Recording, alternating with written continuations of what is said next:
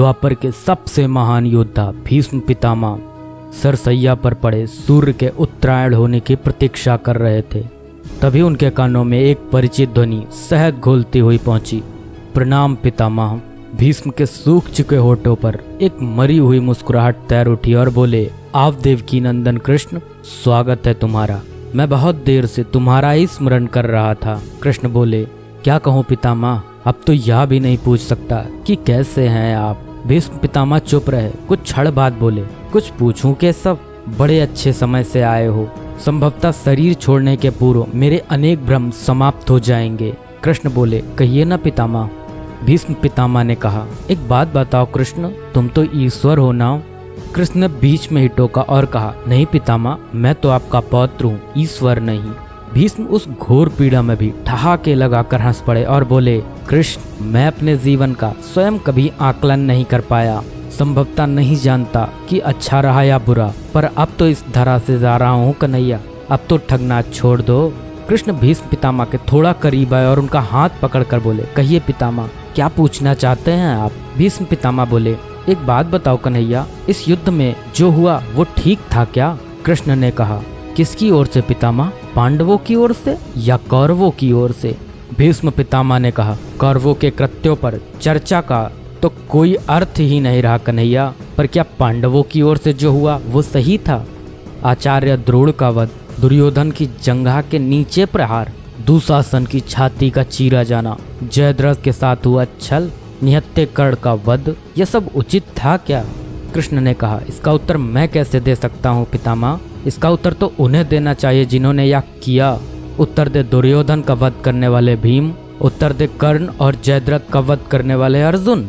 मैं तो इस युद्ध भूमि में कहीं था ही नहीं पितामह। भीष्म पितामह ने कहा, अभी भी छलना नहीं छोड़ोगे कृष्ण। अरे विश्व भले कहता रहे कि महाभारत को अर्जुन और भीम ने जीता, पर मैं जानता हूँ कन्हैया कि यह तुम्हारी और केवल तुम्हारी विजय है।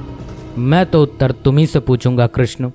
भीष्म पितामह के इतना कहते ही कृष्ण थोड़ा गंभीर स्वर में बोले, तो सुनिए पितामह, कुछ बुरा नहीं हुआ, कुछ अनैतिक नहीं हुआ, वही हुआ जो होना चाहिए। भीष्म पितामह ने कहा, या तुम कह रहे हो केशव, मर्यादा पुरुषोत्तम राम का अवतार कृष्ण कह रहा है। यह छल तो किसी युग में हमारे सनातन संस्कारों का अंग नहीं रहा, फिर यह उचित कैसे हुआ। कृष्ण ने कहा, इतिहास से शिक्षा ली जाती है पितामह, पर निर्णय वर्तमान की परिस्थितियों के आधार पर लेना पड़ता है।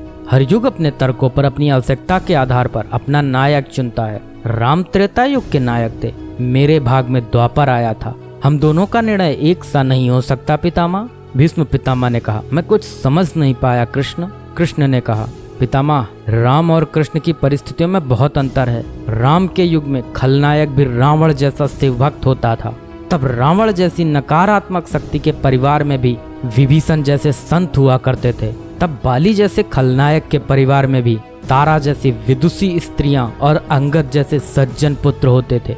उस युग में खलनायक भी धर्म का ज्ञान रखता था, इसलिए राम ने उनके साथ कहीं छल नहीं किया। किंतु मेरे युग के भाग में कंस, जरासंध, दुर्योधन, दुशासन, शकुनी, जयद्रथ जैसे घोर पापी आए हैं। उनकी समाप्ति के लिए हर छल उचित है पितामह। पाप का अंत आवश्यक है पितामह, वह चाहे जिस विधि से हो। भीष्म पितामह ने पुनः प्रश्न किया, तो क्या तुम्हारे इन निर्णयों से गलत परंपराएं नहीं प्रारंभ होंगी केशव। क्या भविष्य तुम्हारे इन छलों का अनुसरण नहीं करेगा, और यदि करेगा तो क्या यह उचित होगा। कृष्ण ने कहा, भविष्य तो इससे भी अधिक नकारात्मक आ रहा है पितामह। कलयुग में तो इतने से भी काम नहीं चलेगा, वहाँ मनुष्य को कृष्ण से भी अधिक कठोर होना होगा, नहीं तो धर्म समाप्त हो जाएगा। जब क्रूर और अनैतिक शक्तियाँ सत्य एवं धर्म का समूल नाश करने के लिए आक्रमण कर रही हों, तो नैतिकता अर्थहीन हो जाती है पितामह। तब महत्वपूर्ण होती है विजय, केवल विजय। भविष्य को यह सीखना ही होगा पितामह। भीष्म पितामह ने पूछा, क्या धर्म का भी नाश हो सकता है केशव, और यदि धर्म का नाश होना ही है तो क्या मनुष्य इसे रोक सकता है। कृष्ण ने कहा, सब कुछ ईश्वर के भरोसे छोड़कर बैठना मूर्खता होती है पितामह। ईश्वर स्वयं कुछ नहीं करता, केवल मार्गदर्शन करता है। सब मनुष्य को ही स्वयं करना पड़ता है। आप मुझे भी ईश्वर कहते हैं ना, तो बताइए ना पितामह, मैंने स्वयं इस युद्ध में कुछ किया क्या। सब पांडवों को ही करना पड़ा ना, यही प्रकृति का संविधान है। युद्ध के प्रथम दिन यही तो कहा था मैंने अर्जुन से, यही परम सत्य है। कृष्ण की बातों को सुनकर भीष्म पितामह संतुष्ट लग रहे थे। उनकी आंखें धीरे धीरे बंद होने लगी। उन्होंने कहा, चलो कृष्ण, यह इस पृथ्वी पर अंतिम रात्रि है, कल संभवतः चले जाना होगा। अपने इस अभागे भक्त पर कृपा करना कृष्ण। कृष्ण ने मन में ही कुछ कहा और भीष्म को प्रणाम कर लौट चले। पर युद्ध भूमि के उस डरावने अंधकार में भविष्य को जीवन का सबसे बड़ा सूत्र मिल चुका था। जब अनैतिक और क्रूर शक्तियां सत्य और धर्म का विनाश करने के लिए आक्रमण कर रही हों, तो नैतिकता का पाठ आत्मघाती होता है। ईश्वर कुछ भी नहीं करते, ईश्वर सिर्फ राह दिखाते हैं। सब कुछ हमें ही करना पड़ता है और ईश्वर के भरोसे हाथ पर हाथ रख के बैठे रहना मूर्खता होती है।